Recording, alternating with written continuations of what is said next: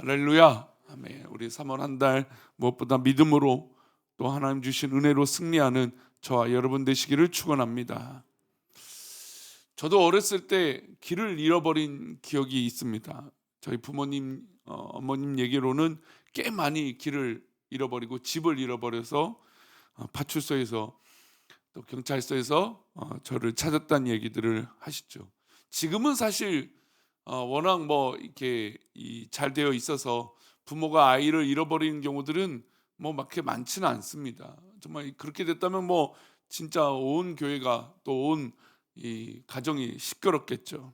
근데 예전에는 종종 아이를 잃어버리는 경우들이 있습니다. 아무래도 자녀들이 좀 많았고 또 부모들은 워낙 바쁜 삶을 살았고 그래서 아이들을 잃어버리게 되면 뭐 그냥 동네가 떠나가게 아이를 찾고 또 그리고 그렇게 찾게 되면 온 눈물바다가 됩니다. 그래서 아이는 아이 나름대로 부모를 잃어버렸다고 눈물을 찾게 되어서 눈물을 흘리게 되고 또 부모도 그렇게 잃어버린 아이인 줄 알았는데 결국 찾아서 너무 감사했죠. 뭐 이것은 단순히 뭐 지갑을 잃어버린 것이나 뭐 돈을 잃어버린 것이나 또 뭐 이런 뭐 자기가 소중한 것을 잃어버린 것보다도 훨씬 더 비교할 수 없는 그런 이 아이를 되찾고 또 부모를 찾는 기쁨이 바로 거기에 있었습니다.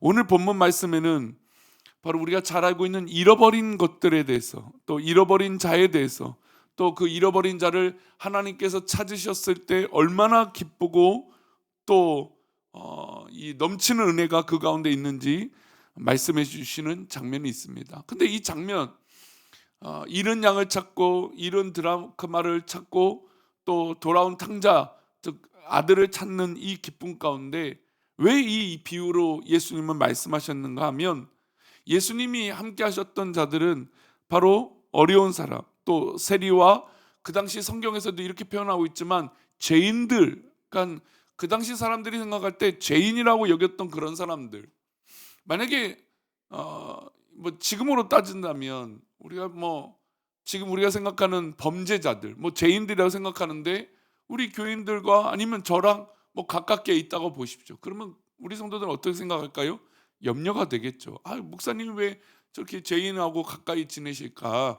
좀 뭐 거리 두시거나 좀 조심하셨으면 좋겠다. 뭐 이런 생각을 하지 않겠습니까? 근데 지금 예수님은 그 당시 사람들이 생각했던 세리, 이 세리로 얘기한다면 뭐 매국노라고 할 수 있죠. 상징적인 표현으로. 그런 사람들. 또 그 당시 사람들이 싫어하고 좀 멀리했던 사람들. 그런 사람들이 예수님 주변에 가득 있었던 것이죠. 그 모습을 보고 바리새인들과 서기관들이 좋지 못한 표현들을 쓰면서 예수님을 폄하하기도 하고 예수님을 모함하기도 하고 예수님과 어떤 뭐 그런 모습들을 아주 안 좋게 말하면서 예수님을 향해서 공격을 했던 것입니다. 그래서 그 모습에 이 예수님은 왜 이들과 함께 하는가? 왜 이런 이 세리와 창기들과 그 당시 죄인들이라고 말하는 그 사람들과 왜 가까이 지내는가? 그 얘기를 비유로 말씀하신 게 바로 이 누가복음 15장의 배경이 되는 것입니다. 그래서 예수님은 어떤 의도로 이 비유를 하셨는지 1절과 2절에 말씀하고 계세요. 함께 읽겠습니다. 모든 세리와 죄인들이 말씀을 들으러 수군거려 이르되 이 사람이 죄인을 영접하고 음식을 같이 먹는다 하더라. 모든 세리와 죄인들이 예수님의 말씀을 들으러 온 것입니다. 사실 우리 또한 주님 앞에 어떤 자입니까? 죄인이죠. 사실 우리가 주님 앞에 죄인의 모습으로 주님의 말씀을 들으러 온 것입니다. 사실 뭐 영적으로 해석하든 뭐 실제적으로 해석하든 뭐 다 그런 것이죠. 우리 같은 죄인이 또 그 당시 실제적인 그 죄인들이 사람들의 문화적으로 볼 때 함께하지 않았고 꼭 그들과 밥도 같이 먹지 않았던 이 그들이 예수님 앞에 뭐 너무 많이 있는 것이죠. 그래서 바리새인들과 서기관들이 모이면 수군거렸습니다. 야, 저 예수는 저렇게 죄인들과 함께 저렇게 지내고 함께하고 있구나라고 모함하고 뭐 또 수군거리고 또 손가락질을 하고 있는 것입니다. 그러니까 이런 모습들을 가운데 예수님이 그 이야기를 들고 또 수군거림을 들으시고 예수님의 비유로 말씀하신 게 바로 오늘 본문인 것입니다. 첫 번째 비유는 바로 잃은 양의 비유입니다. 어떤 사람에게 양이 100마리가 있었습니다. 들판에서 양을 치고 있었는데 99마리는 99마리는 그대로 있었습니다. 근데 한 마리가 어디로 가고 잃어버린 것이죠. 이 사람이 어떻게 했습니까? 99마리를 안전한 곳에 두고 남겨두고 한 마리의 양을 찾기 위해서 온 들판을 헤매고 다녔습니다. 잃은 양을 찾기까지 그는 마음을 다하고 최선을 다해서 양을 찾으러 돌아다녔던 것입니다. 그리고 결국 어떻게 됐습니까? 찾게 됐죠. 6절과 7절입니다. 함께 읽겠습니다. 집에 와서 그 벗과 이웃을 불러 모으고 말하되 나와 함께 즐기자. 나의 잃은 양을 찾아노라 하니라. 내가 너에게 이르노니 이와 같이 죄인 한 사람이 회개하면 하늘에서는 회개할 것 없는 의인 99으로 말미암아 기뻐하는 것보다 더하리라. 잃은 양을 찾은 주인은 기뻐하며 벗과 함께 친구와 함께 이웃을 불러 모읍니다. 그리고 잔치를 벌여요. 그들에게 자신의 기쁜 마음을 마음껏 표현합니다. 이처럼 죄인 한 사람이 돌아오고 회개하면 하늘에 계신 하나님께서 기뻐할 것이라고 주님께서 비유로 설명해 주셨습니다. 여기에 표현된 것은 이런 양을 찾았을 때 친구를 불러놓고 잔치를 벌였다는 겁니다. 이걸 기억하시고 우리 두 번째 비유입니다. 바로 잃은 드라크마이죠. 어떤 여인이 10 드라크마를 가지고 있었습니다. 그중 한 드라크마를 잃어버렸죠. 여기서 말하는 드라크마는 데나리온과 동일합니다. 한 데나리온은 한 일꾼의 품삯이니까 지금으로 따지면 한 15만 원, 20만 원 정도 되는 돈입니다. 근데 10 드라크마예요. 물론 엄청 큰 돈이라고 할 수 있습니다. 하지만 그에게 9 드라크마, 그 이상의 이 돈이 있었던 것이죠. 근데 한 드라크마를 잃어버리자 그 드라크마를 찾기 위해서 정말 온 집안을 뒤지고 자기가 지내왔고 또 지나왔던 모든 것들을 찾기 시작합니다. 결국 그러고 찾게 되죠. 9절과 10절을 보겠습니다. 찾고 난 모습 함께 읽겠습니다. 또 찾아낸즉 벗과 이웃을 불러 모으고 말하되 나와 함께 즐기자. 잃은 드라크마를 찾아내었더라 하리라. 내가 너에게 이르노니 이와 같이 죄인 한 사람이 회개하면 한 사람의 사자들 앞에 기쁨이 되느니라. 지금 비유를 보면 반복되는 것들이 있습니다. 즐기자, 잔치를 벌이는 것이죠. 그리고 두 번째, 기쁨이라고 하는 단어가 반복됩니다. 잃어버린 양, 잃어버린 돈을, 그 돈을 찾았을 때 너무너무 기쁘고, 그래서 그 기쁨을 무엇으로 표현하고 있습니까? 잔치로 표현하고 있죠.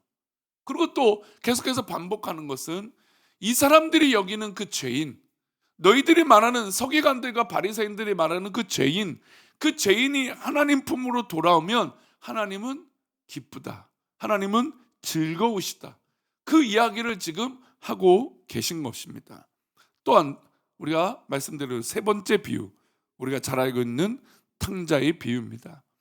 어떤 아버지에게 두 아들이 있었고 그중 둘째 아들이 아버지에게 요구합니다. 아버지, 어차피 주실 유산인데 미리 주십시오. 제가 그 유산을 가지고 먼 곳에 나가서 돈 벌어 오겠습니다. 아버지는 아들을 말릴 수 없음을 깨닫고 아들에게 유산을 떼어 줍니다.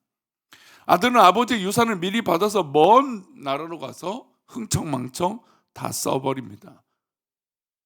장기들과 함께 먹고 마시고 다 써버리게 되는 것이죠. 결국 그 나라에 흉년이 들었고 돈 한 푼도 없었던 이 둘째는 결국 먹을 것도 없어서 돼지가 먹는 음식을 먹으며 연명하고 살게 됐습니다.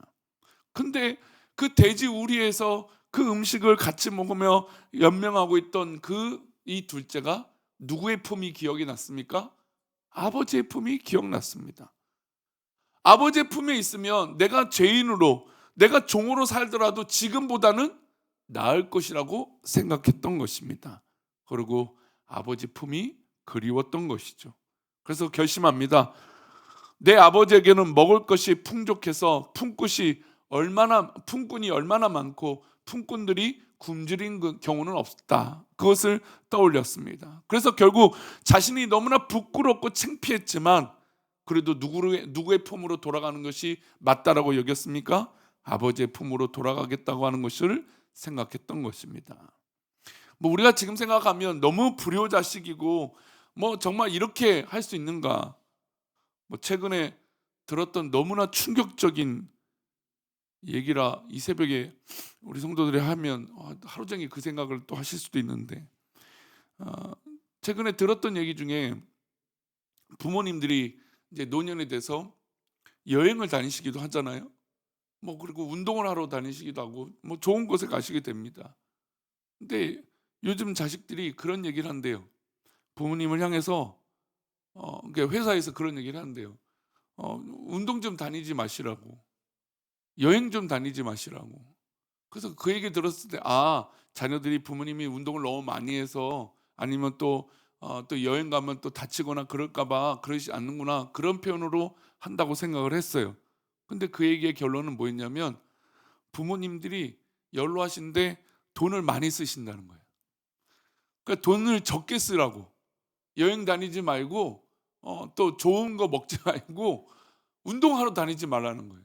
그거를 자녀들이 회사에서 그런 얘기를 했다는 것을 저한테 해주는 거예요. 그 얘기 듣고 야, 정말 얼마나 부모의 등골을 뺏어야 이게 설명이 되는 건가, 이런 시대예요. 뭐 탕자 불효자식이라고 말할 것도 없죠. 뭐 지금 시대가 이 돈의 그런 시대인 것 같습니다. 우리는 그런 사람 아니죠, 그렇죠? 우리 혹시 자녀들이 있다면 우린 그런 자녀 아니기를 소망합니다. 아멘. 예, 근데 뭐 이 탕자는 사실 그랬어요. 근데 그럼에도 불구하고 부모는 그 자식을 어떻게 됩니까? 용납하죠. 이 둘째가 아버지 품으로 돌아오겠다고 생각을 했습니다. 그리고 돌아갔습니다.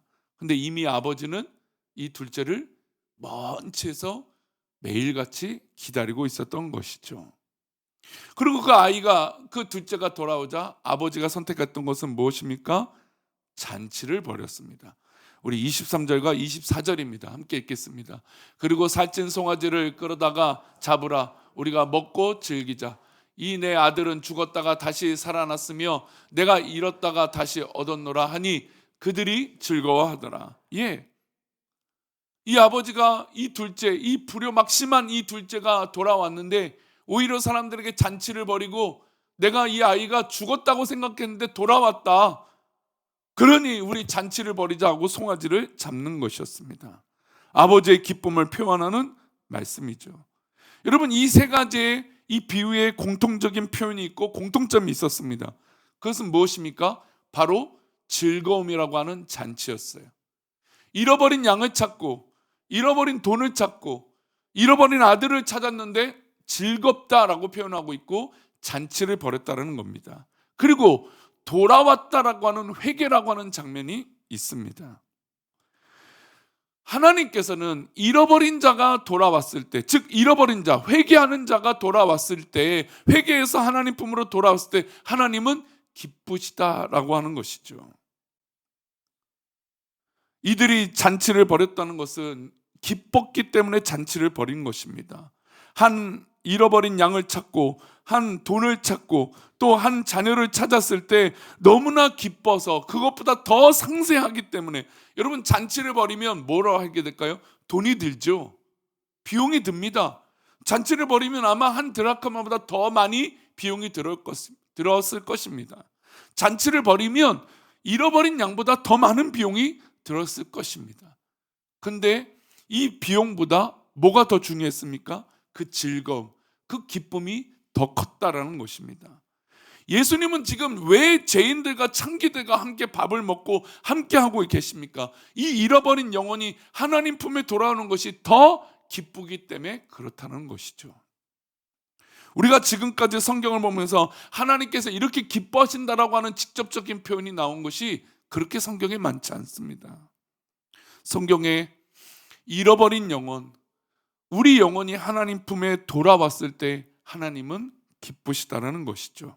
그리고 잔치를 벌이실 만큼 너무너무 행복하셔서 이런 일을 벌이신다는 겁니다.